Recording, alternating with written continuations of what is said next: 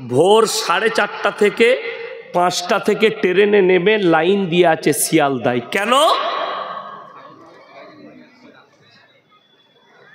3টে পরোটা, আনলিমিটেড তরকারি, 1 টুকরো পেঁয়াজ, 1টা কাঁচা লঙ্কা, 1টা ডিম সিদ্ধ, 30 টাকা।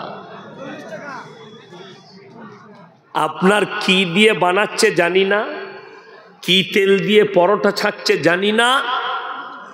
250 জন 300 জন লাইন দিয়ে আছে, আর নিজের বিবি রাতের বেলায় গাওয়া ঘিয়ের পরোটা করে দিচ্ছে, হারামখোর বলছে ভালো হয় নাই। কথাটা বুঝতে পারেননি? বিবির হাতের পরোটা, বিবি আদা দিয়ে, এলাচ দিয়ে, লাল চা, দুধ চা, গাঢ় দুধের চা, বিবি কাপে করে প্লেটটা ধরিয়ে দিচ্ছে। ও ভাল লাগে না। কিন্তু কেউ, কোনো মেয়ে যদি আন্ডার প্যান্ট পরে চা বিক্রি করে, চাটা যদি থুপ দিয়ে করে তা বলবে দারুণ বে, খালি ডিজাইনের দাম। নাউজবিল্লাহ, আল্লাহ হিফাজত করুন। কমকে আমার ভাই, হিদায়েতের মালিক সকলে বলুন কে?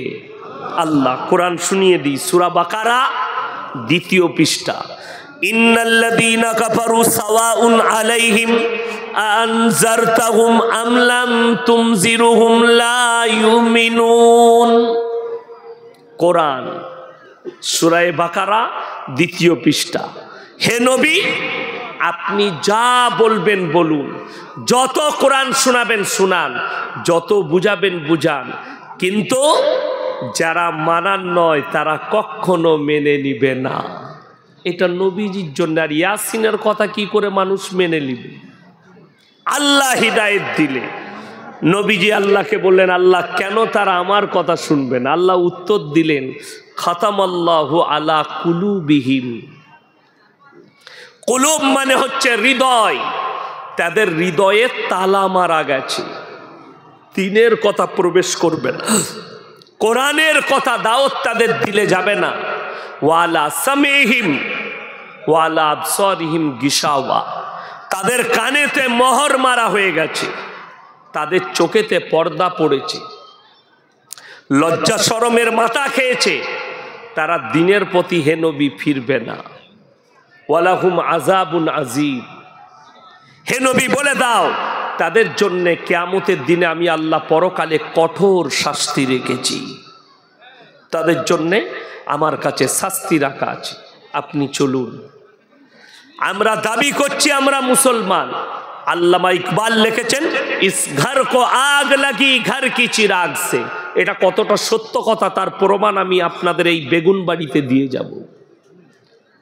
আপনারা বলুন, দ্বীনি শিক্ষা অর্জন করা কি কার জন্যে? পুরুষ এবং নারী উভয়ের জন্যে দ্বীনি শিক্ষা অর্জন করা ফরজ। আমার মনে হয় গোটা বেগুন বাড়িতে 85% লোকের কাছে দ্বীনি শিক্ষা নেই। ঠিক বললাম না ভুল বললাম? 85% দ্বীনি শিক্ষা নেই। এরপর বলবেন এটা না থাকলে কি ক্ষতি? নাম্বার 1, সুদ খাওয়া জায়েজ না? সুদ খাওয়া হারাম না হালাল? হারাম। এটা সকলে জানে না? জানে না? যদি কোনো মুসলমান জানেন না যে সুদ খাওয়া হারাম, তিনি হাত তুলবেন, স্টেজে আসবেন, আমি 100 টাকা আলিফের দোকানে চা খেতে দিয়ে যাব, স্পেশাল চা খাবেন। সবাই জানে। যদি বলেন হারাম কোথায় লেখা আছে? কোরআনে আল্লাহ বললেন, ওয়াহাল্লাল্লাহুল বাইয়া ওয়া হাররামার রিবা, তোমাদের জন্য সুদকে হারাম করেছি, ব্যবসাকে হালাল করেছি। জোরে বলুন সুবহানাল্লাহ। ব্যবসা হালাল, সুদ হারাম, কোরআনে স্পষ্ট আছে। এটা আমার বাপের ডায়েরি নয়, সামনে যেটা নামানো আছে আল্লাহর মুকাদ্দাস কিতাব কোরআন মাজিদ নামানো আছে আমার সামনে, আপনি ভেবে দেখুন। এরপর যে মুসলমান সুদ খাচ্ছে হারাম জেনে, সে আল্লাহর সঙ্গে যুদ্ধ ঘোষণা করলো না? করলো না? যুদ্ধ ঘোষণা করলো। যে লোক জানে মদ খাওয়া হারাম, কে জানেন না? কথা বলেন, সবাই জানে না? জানে না মুসলিমরা? মদ স্পর্শ করা হারাম। হাদিসে আছে নেশাদ্রব্য জিনিস তোমাদের জন্য স্পর্শ করা হারাম। চলুন। আমার ভাই, আপনি জেনে শুনে মদ গাঁজা পান করছেন, আপনি আল্লাহর সঙ্গে রসুলের সঙ্গে যুদ্ধ ঘোষণা করলেন। আপনি অবাক হবেন, মুসলমান জানে মদ স্পর্শ করা হারাম। আচ্ছা, যে জিনিসটা হারাম তার ব্যবসা করা জায়েজ হবে? হারাম। তার ব্যবসা করাও হারাম। আপনাকে আমি প্রমাণ দিয়ে যাব। এই মুর্শিদাবাদ জেলায় প্রমাণ দেব। যদি মিথ্যা বলি, সকালে গিয়ে গাড়ি চালিয়ে গিয়ে দেখে আসবেন। মুসলিমদের ছেলেরা হোটেল করেছে, মদ হারামখোর খায়, মদ হারামখোর আবার বিক্রিও করছে, আর নিজেকে মুসলমান বলে দাবি করছে। আপনি হাই রোডে চাপুন, 34 নম্বরে বহরমপুর পেরিয়ে যান, বাইপাস পেরুবেন, পলসন্ডা পেরুবেন, বাঁ হাতে একটা ধাবা আছে, পাপ্পুদা ধাবা, পাঞ্জাবিদের। দু ভাই বসে থাকে, মুখে দাড়ি, মাথায় পাগড়ি, আমাকে খুব শ্রদ্ধা করে, ভালোবাসে। গেলে চা খায়, পেরিয়ে গেলে রুটি খায়। তার হোটেলে বোর্ড দিয়ে আছে মদ নিষিদ্ধ। না মদ বিক্রি করে, না সেখানে কেউ বসে মদ পান করতে পারবে। আচ্ছা, তারা মুসলিম না পাঞ্জাবি? কথা বলেন। পাঞ্জাবি, অমুসলিম। তারা জানে আমরা যে জায়গায় ব্যবসা করছি এটা মুসলিম প্রধান এরিয়া, আর এই মুসলিমরা, এদের কাছে মদ হারাম, তাই আমার ব্যবসার জায়গায় আমি মদ বিক্রি করব না। অথচ তার হোটেল পেরিয়ে, আমি নাম করব না হোটেলের নাম, কিছু দূর গিয়ে মুসলিমদের হোটেল পাবেন, হারামখোর মদও খায়, মদও বিক্রি করছে। এই লোকটা জেনে শুনে মদ বিক্রি করছে, এ আল্লাহর সঙ্গে যুদ্ধ ঘোষণা করলো, রসুলের সঙ্গে যুদ্ধ ঘোষণা করলো।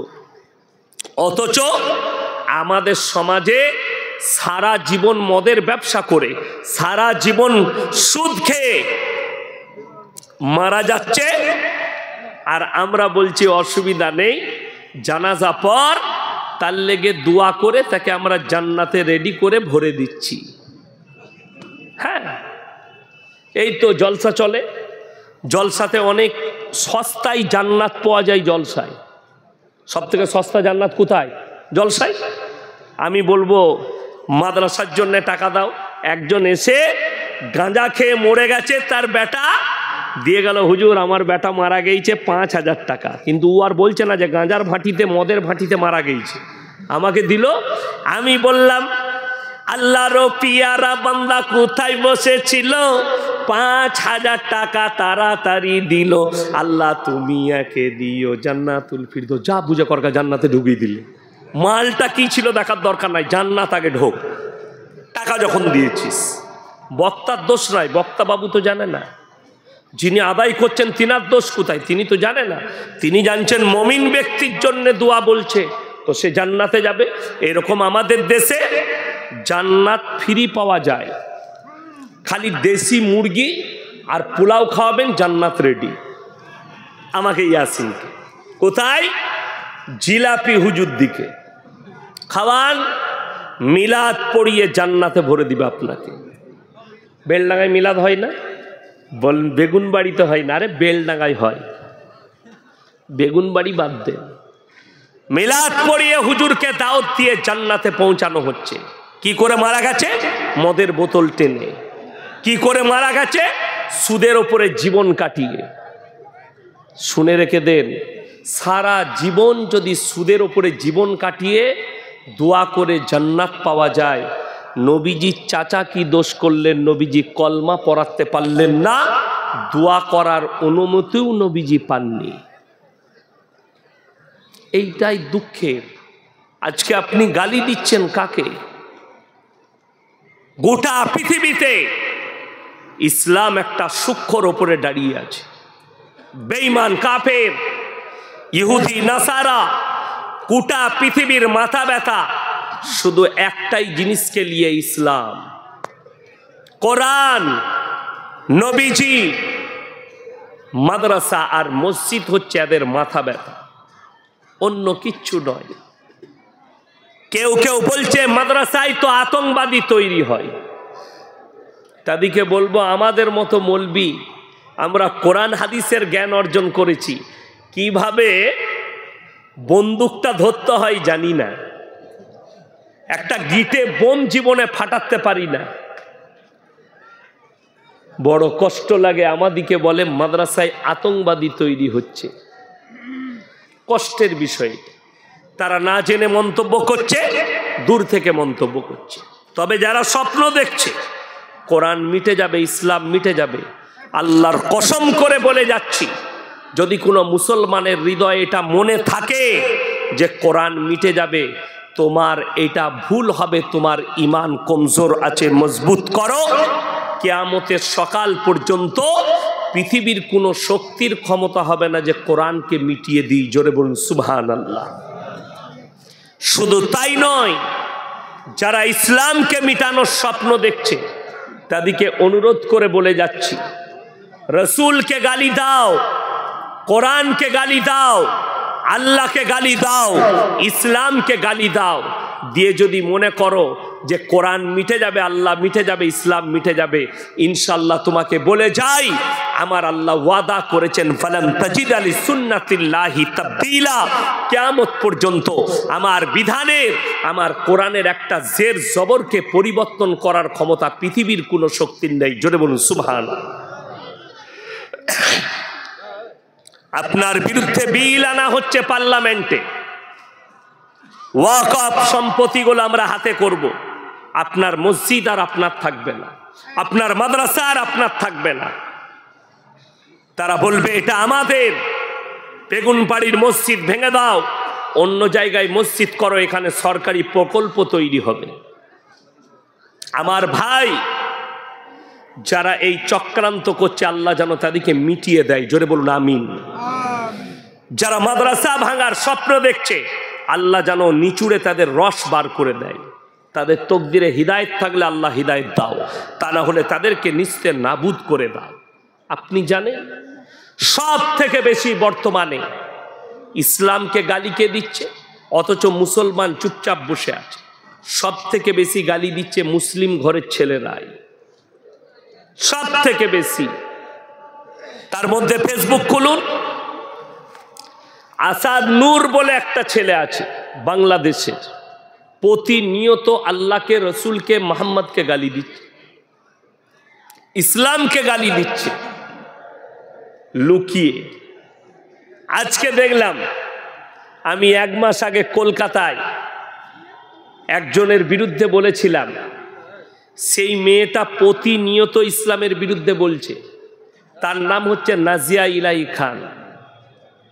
এই মেয়েটা ফেসবুকে সব সময় রসুলের বিরুদ্ধে, ইসলামের বিরুদ্ধে, মুসলমানের বিরুদ্ধে, দাড়ি টুপির বিরুদ্ধে বলছে। আজকে দেখলাম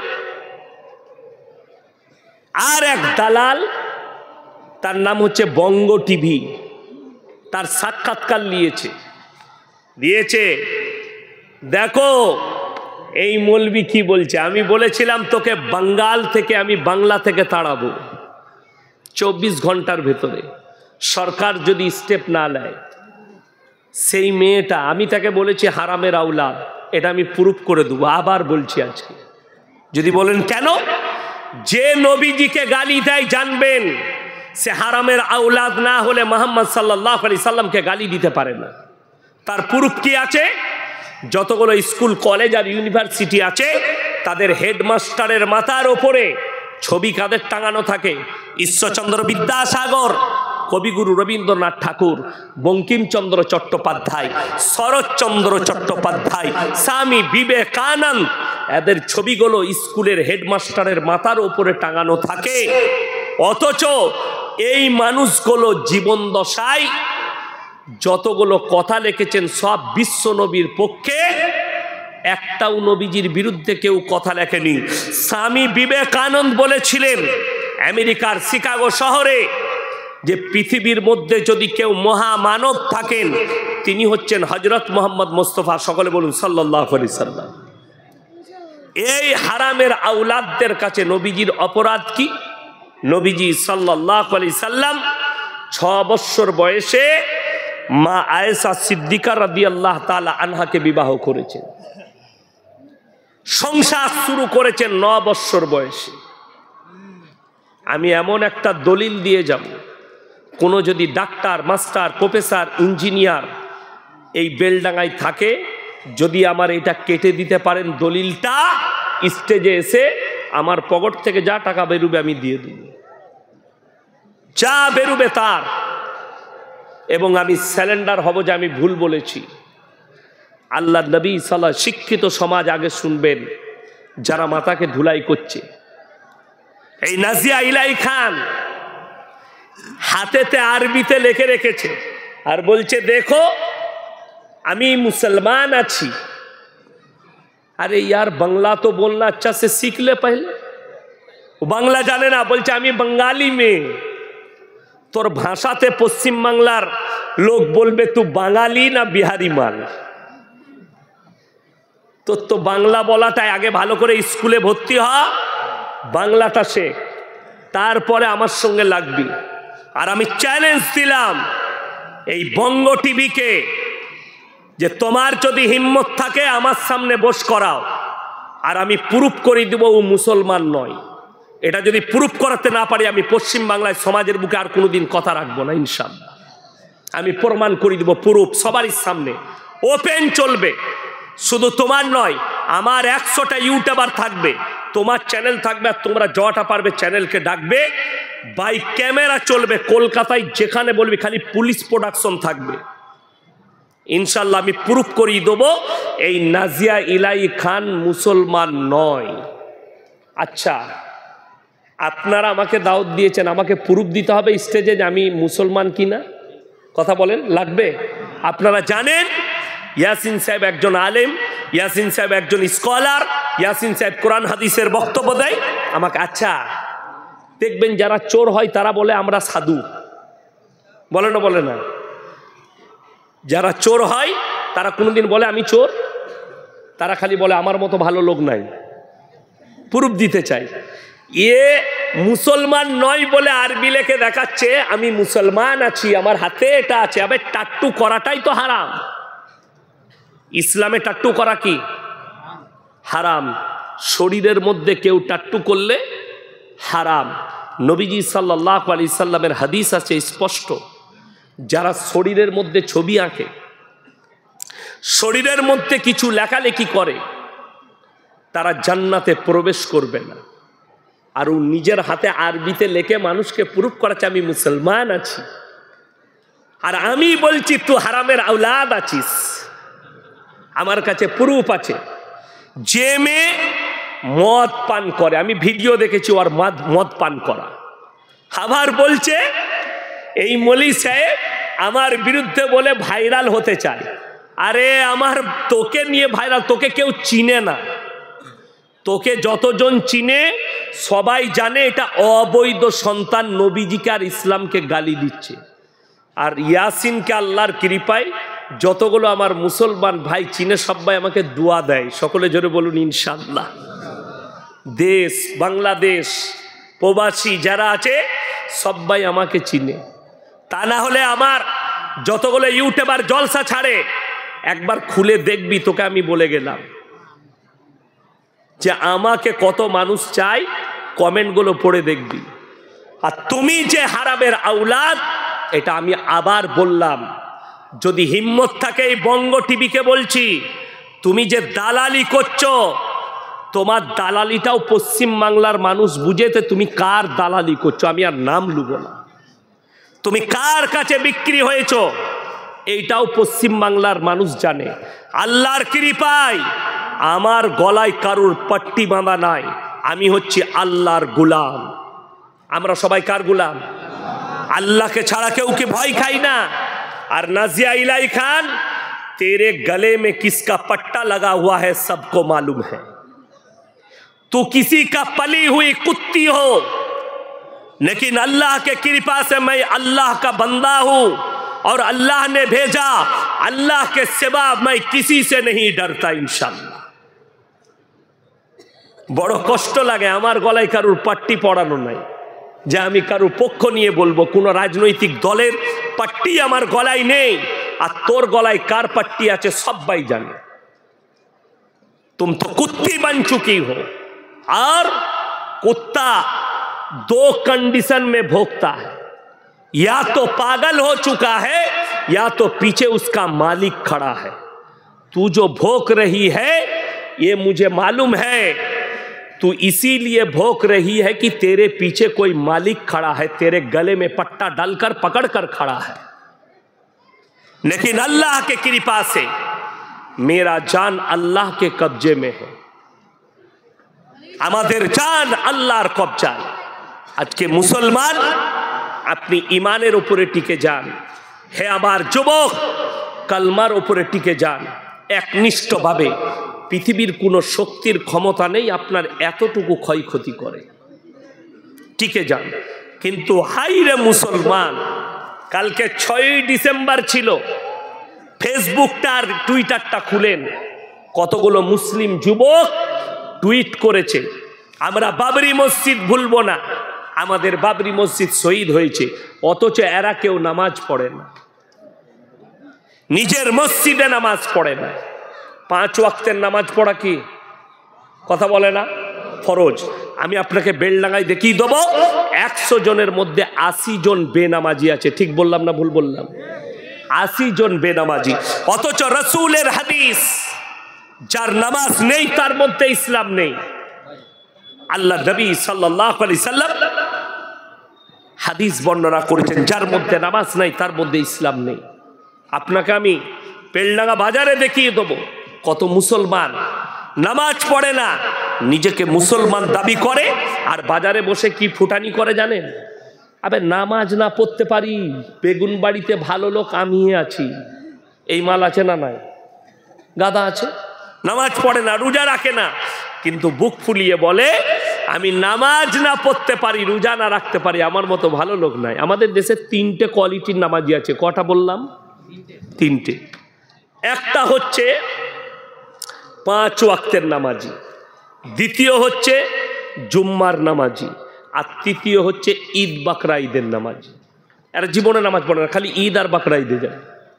আর ঈদের দিনে ঝামেলা এরাই বেশি করে। কারা করে? জীবনে যারা নামাজ পড়ে না তারা। কি বুঝলেন? এক জায়গায় ঈদের নামাজ পড়াতে গেছে, তো 10-20টা লোক নামাজ পায়নি আমার এলাকায়, ঝামেলা করতে লেগেছে। আমি বললাম দাঁড়াও, কজন জামাত পাওনি? বললাম আমরা 20 জন। তোমরা আগে এসো। আমি বললাম ভাই সানাটা বলো তো। যাই না। আচ্ছা, দরুদ শরীফ যাই না, আত্তাহিয়াতু যাই না। মানে তুমি জানো? তুমি জানো? একটা মালু জানে না। আমি বললাম তোদের এমনি নামাজ হতো না, তোদের হয়ে গেছে, তোরা ঘর যা, সেমুই খাগা, তোর তো হবেই না। তোদের নামাজ পড়া না পড়া দুটোই সমান, কোনো অসুবিধা নাই। তোরা যা, কিয়ে লুঙ্গি খুলে গরুর মাংস দিয়ে সেমুই খাগা, সন্ধে হলে আবার গাঁজার তালায় যাবি, নাহলে মদ তালায় যাবি, নামাজ তো নেই। এরা মনে করছে এই মৌলবি কটা পাগল হয়ে গেছে।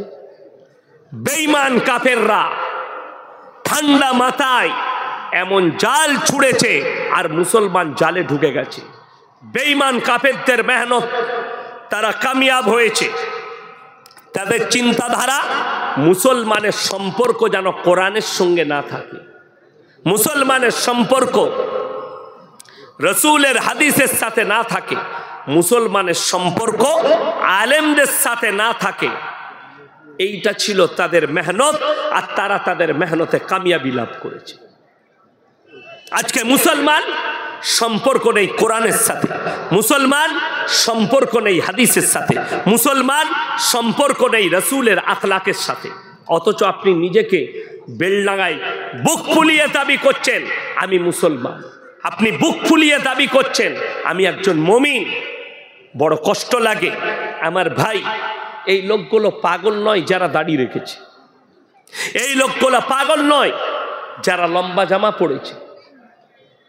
প্রত্যেক জায়গার একটা পজিশন আছে, আপনি পজিশন চিনতে পারেননি, আপনি জায়গা তৈরি করতে পারেননি।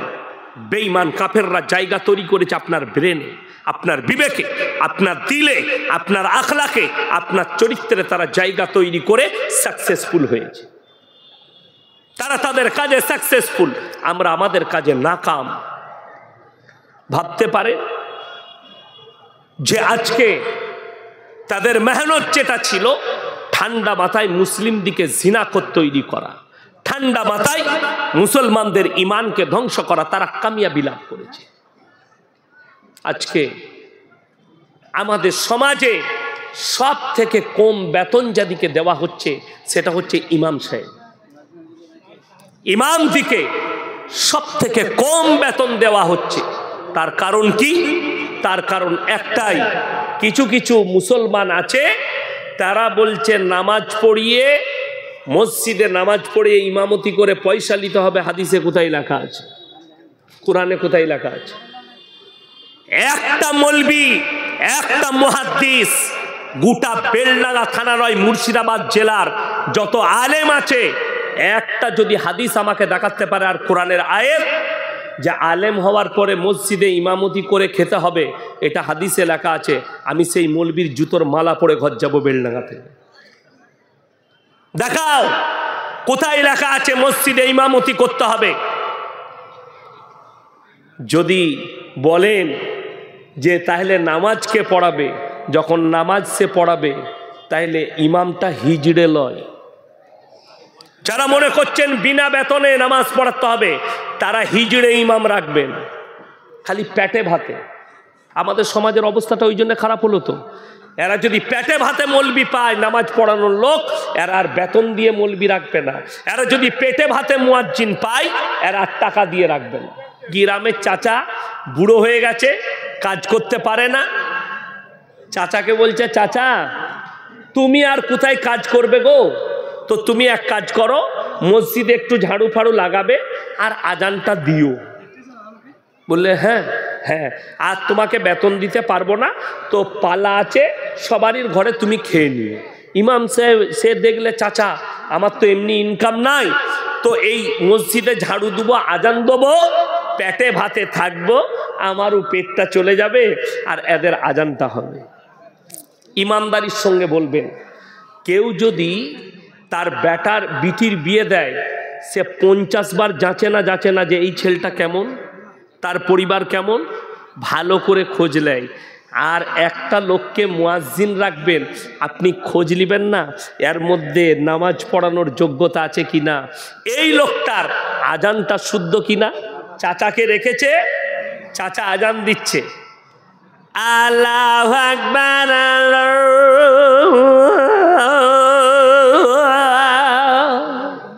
যা বুঝে করবে আজান, ফেরেশতার গায়ে থাকবে না। ফজরের সময় আজান দিচ্ছে, আসসালাতু খায়রু খায়রুন মিনান, যার নাম খয়রুন সে বলছে আমাকে কে ডাকছিল এত রাতের বেলা, সে উঠে পড়েছে। তো পেটে ভাতে মুয়াজ্জিন হলে আজান এরকম হবে। আর পয়সা দিয়ে যদি কোনো আলেম হাফেজকে রাখেন, কোনো নামাজ আজান জাননেওয়ালাকে রাখেন, সে যদি আজান দেয় মধুর্যর আজান পাবেন, যেটার দ্বারা দিল তর হবে, যেটার দ্বারা একজন বেঈমানের দিল গলবে, যেটার দ্বারা কোনো বেধর্মী ইসলাম কবুল করতে পারে। আল্লাহু আকবার, আল্লাহু আকবার।